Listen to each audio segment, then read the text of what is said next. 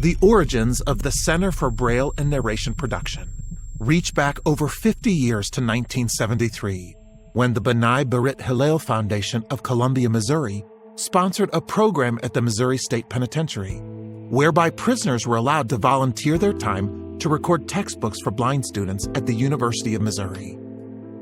The operation was conducted in various makeshift quarters in the prison, with hand-me-down furniture and cardboard egg trays fastened to walls serving as sound dampers in improvised narration booths.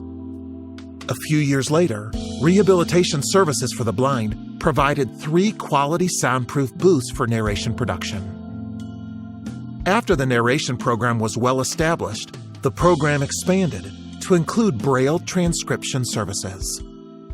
When CBNP began transcribing textbooks into Braille, embossing the documents was a painstaking process.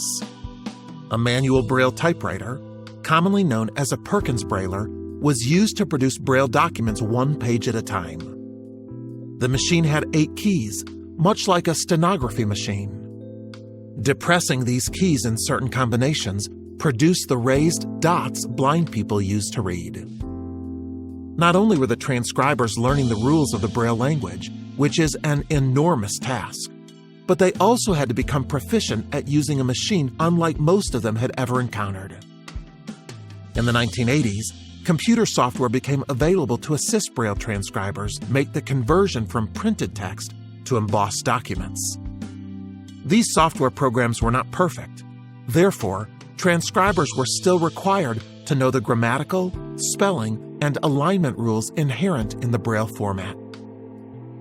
What made the greatest impact on Braille production was the creation of embossing machines that received data from the software program and automatically produced Braille documents from beginning to end.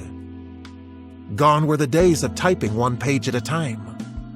Today's automated embosser can produce 150 double-sided pages of Braille in about 20 minutes.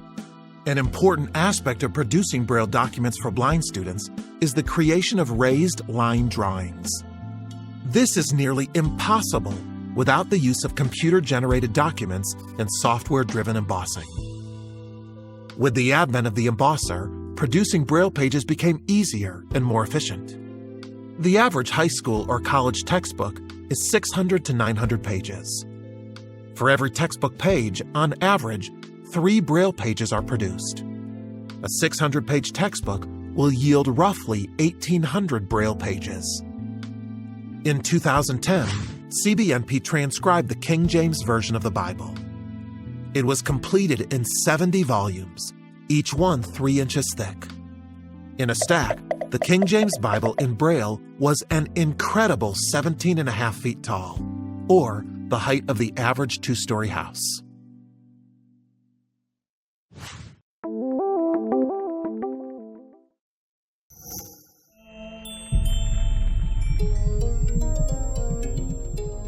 The center today operates as a joint venture between the Missouri Department of Social Services, Family Support Division, Rehabilitation Services for the Blind, and the Missouri Department of Corrections. It is managed by its current coordinator, Mary Mosley, a Rehabilitation Services for the Blind executive. Its daily operations are overseen by a group of civilian staff who have the responsibility of monitoring the offender workforce. The center's current distribution of work is managed by a group of offender supervisors, lead employees who distribute work, provide training and mentoring, perform quality control inspections, or who have a specific skill set needed for the center's operation. CBNP is a multifaceted operation consisting of distinct departments providing support functions for the operation.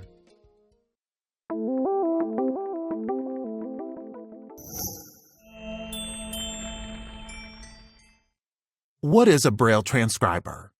Is there formal training for this type of work? A Braille transcriber is someone who converts text from the spoken word or printed media into the language of Braille.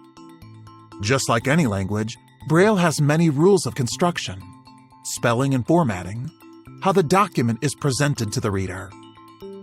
In order to be proficient and accurate, the training process is extensive.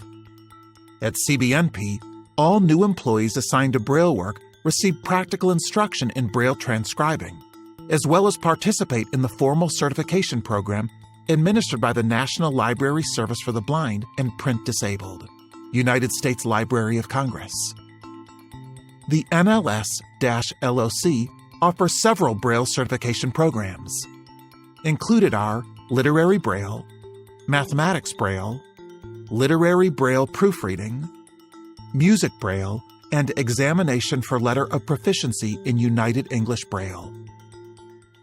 CBNP currently has 25 certified Literary Braille transcribers, 1 certified Mathematics Braille or Nemeth code transcriber, 1 certified Literary Braille proofreader, 4 certified Music Braille transcribers, and 8 certified LOP in Unified English Braille transcribers. Why are these certifications important? They represent an enormous amount of coursework study, practical application, and participation in a vigorous examination process, the aim of which is the production of accurate and high-quality work for the student, the most important actor of all. CBNP has 3 Braille transcription departments. The employees in the Literary Braille department transcribe books ranging in difficulty from preschool through advanced college subjects. This includes C-Spot Run type children's books, medical textbooks, novels, human resource policy manuals, driver's license guides, owner's manuals, magazines, almost any printed material. Combined in the Literary Braille department is large print production. CBNP offers a large print conversion service for low-sighted people. In this process, printed material received at the center is reproduced with enlarged typography and enhanced graphic images for individuals with various sight-related problems. These volumes are printed and bound for distribution.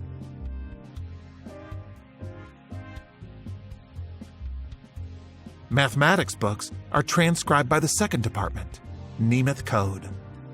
This Braille transcription is highly specialized. The language of the transcription deviates from literary transcription and is heavily dependent on raised line drawings. Graphs, equations, and scientific notation are common objects included in math documents. Before the creation of software-driven embossers, these images were time-consuming and next to impossible to include for students.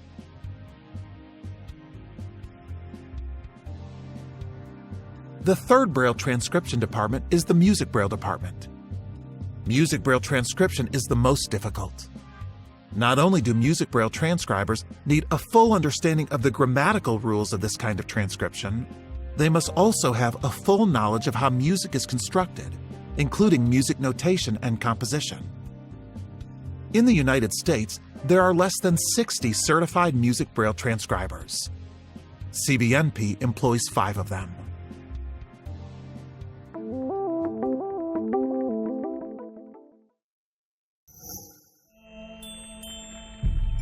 The original method of producing narrated material was to read the book onto cassette tape. As technology advanced, CBNP had to upgrade equipment and computer software to service customers using emerging technologies. In 2007, CBNP Studio, otherwise known as the Narration Department, received a digital makeover. Gone were the low-quality microphones and cassette tape recorders of the early days, replaced by professional quality microphones, industry-standard digital audio workspace software, and improved narration booth soundproofing. Today, CBNP audio engineers are capable of producing the highest quality digital audio, devoid of background noise and other distracting sounds inherent in cassette tape production. As a way to service the recreational needs of our clients and customers, narrators produce enhanced audio projects, complete with sound effects and multiple voiceovers. These enhancements bring to life the story told by authors. The first EA book produced was A Clear and Present Danger.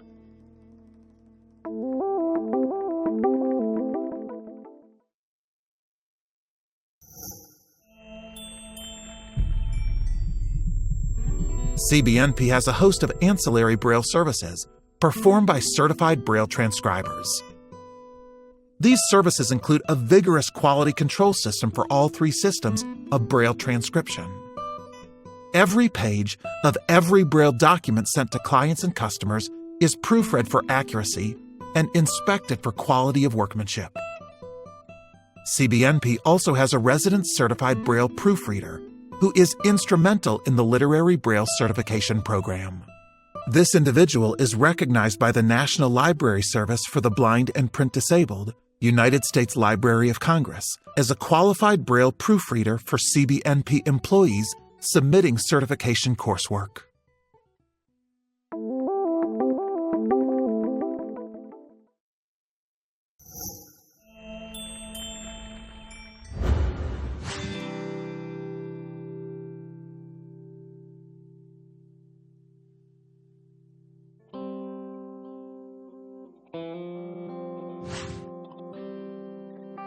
Every so often, the impact that our work has on the lives of those who receive our products and services comes in the form of feedback. Vocational teachers, school counselors, school teachers, parents, and students have made the effort to inform us of the value of the service we provide. The most precious of these messages was sent to us from Francis Howell Elementary School. There, 2 students who regularly receive Braille and large print materials from the center sent recorded video messages to us. Hi, I just want to say thank you very much for the books you make. I am really happy that you made those so I can participate in class. Because if you didn't, I would have to get pulled away from all my friends, and I would not like it. My name's Tyler. I would like to tell you thank you so much for these math books. They really helped me learn all these things that I do in math, like surface area, area, geometry, the order of operations, dividing fractions, multiplying fractions, you name it in math, English, science. It has helped me. And because of them, I've been able to be in a classroom with my classmates, not be in private school or a school for the blind. I would like to tell you thank you so much for these books. Putting a face to our customers was not the most important aspect. Hearing their own words speak to the value of the books they receive and the impact it has on them by allowing them to learn in proximity to their sighted peers was so uplifting. Along with the video messages, their classmates sent us artwork expressing their thanks for what CBNP does to keep their friends in the classroom. The values-based learning that occurred in that classroom were evident in the way these sighted students referred to their blind friends. It was truly amazing.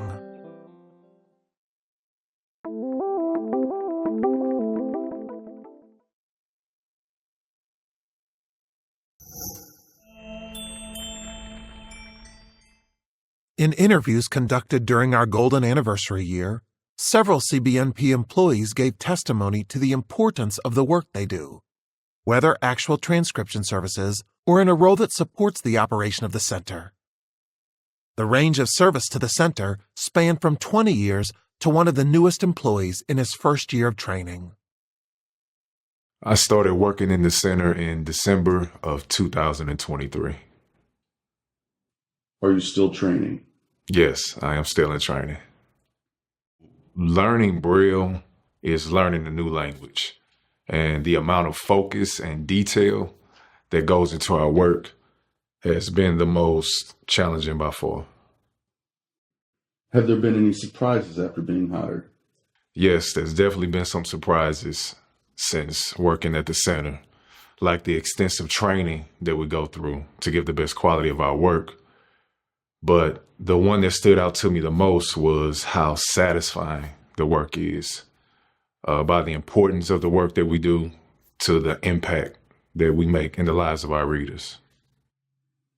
What is the greatest skill you've learned so far that could translate to the free world job market? One of the most rewarding skills that you can have, which is transcribing Braille. When did you start at the center? October of 2010. What do you do there? I am a production accounting supervisor / trainer. Do you have any other duties? Well, the duties that I do are kind of extensive, doing with the production and accounting supervisor and the training. The production accounting supervisor, I am in control of all the jobs, the job assignments, their priorities, whatever formats they are in, whether it be Braille, large print, BRFs, MP3s, and things of that nature. And I invoice and I do a lot of shipping, as well as payroll. Have you learned any skills that you can use when you're released? Yes, I am a certified Braille transcriber through the Library of Congress. That translates well to the streets. I am also being mentored by Kenneth Gilbert as a program developer. We have collaborated on a few jobs, on a few sites here at the center, so I'm kind of proud of that. The job is very fulfilling. We get a lot of feedback from teachers and students and counselors saying of the work that we've done. And that part is most rewarding to us, to let us know that the job that we're doing does matter. It does count. How long have you worked at the center? I've been with the center for more than 20 years. What is your current position? I'm the supervisor of the IT department. What does that entail? My department is responsible for obtaining and maintaining computer and network equipment, printers, embossers, all the way down to microwaves and coffee pots. I have a team that handles most repairs while I focus on software development projects that make the transcribers' jobs easier. For example, when processing math books, we needed to create complex, reusable images that could be represented as Braille dots. But the software we had available at the time was very limited. So I wrote an application in Python called Tagger that can be used to do Braille graphics, which are called tactile graphics. I drew from concepts from Adobe Photoshop and Corel Draw, things like shape primitives, layering, grouping, and resizing, and put together something that the transcribers could use to prepare their images. How has the center changed over the years that you've been employed? From my perspective, the most profound change has been in the area of the technology available. When I started, there were 17 employees, and when someone had to print a job, they needed to pull a cart over to their computer and physically hook up to a printer. Now, with over 50 employees, we have a fully integrated local area network with dozens of readily available printers and embossers, file servers, applications, and educational resources. These resources are all tied together into a website that John Crowder and I developed together, and we run that on a local web server. We also have instant messaging and email where the employees can communicate with one another from their workstations. Narration used to be done on a cassette recorder that clicked and popped with every edit. Now they have digital audio workstations with noise reduction filters, virtual instruments, and Foley sound effects for enhanced audio jobs. We've also had to keep pace with our customers' technological needs, which is why we now offer electronic media formats and prepare materials for screen readers and Braille displays. The Braille standards are constantly evolving, and for us that means that we have to apply software updates and training for the transcribers. What will you be able to take with you when you leave? I was 18 when I came to prison. Most of the things that I know about computers, I learned from experience in this job.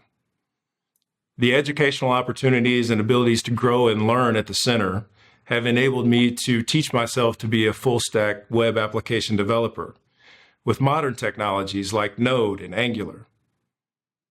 Given the opportunity, I could take those same skills home and make an excellent living. The center has allowed me to be self-sufficient, paying for my own phone calls, paying for college courses. I've even been able to send money home to friends and family to help them with their bills. being able to provide feels good as opposed to having to depend on someone else all the time. Working at the Braille Center is about helping other people. That's the whole foundation of the job. But you can't help others without making yourself better in the process. And for me, this experience has been fulfilling in every imaginable way.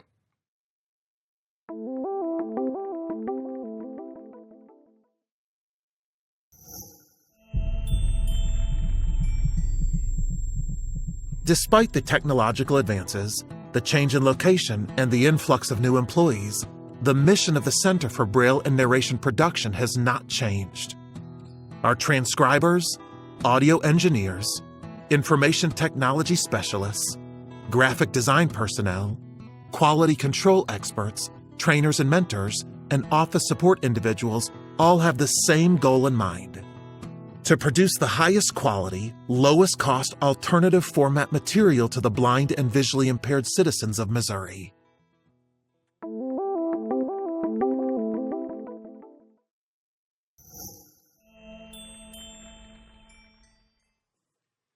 The center is a tight collection of talented, intelligent, and creative people. We've got guys that are excellent writers. We've got artists, public speakers, teachers. We have guys that push the software to the limits to achieve whatever they can conceptualize. There are men up there who have the capacity to understand the nuances and details of obscure rules for Braille transcription. You can go to them and ask them a question. They don't even have to look it up. It's just right there. It's amazing to me that a lot of these people come from the worst circumstances that life can throw at you. But they rise above that adversity and they approach the opportunities that they have today with professionalism and enthusiasm. I appreciate being able to work around people who genuinely enjoy what they do and find value and meaning in it, as opposed to just working a prison job.